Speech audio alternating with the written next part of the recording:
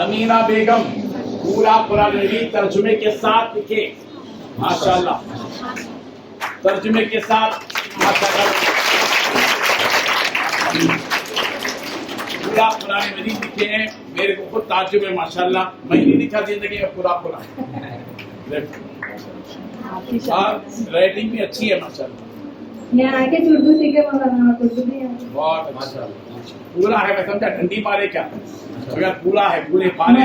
मरकज number 51 कौन से 51 वहाँ है। आप शिवाजी आप हैं, अच्छा आप तरकीब दिए, जी मौलाना, बहुत अच्छे, वेरी गुड, बाजी सपोर्ट करे बोल के चित्कार कर, बहुत अच्छे। देखिए अल्हम्दुलिल्लाह माशाल्लाह, बहुत काबिल मुबारकबाद हैं। आपने जो है आपको इनाम देंगे, 1000 रुपये इनाम।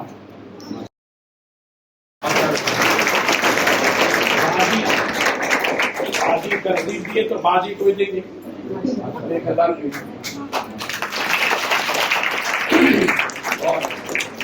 माशाल्लाह।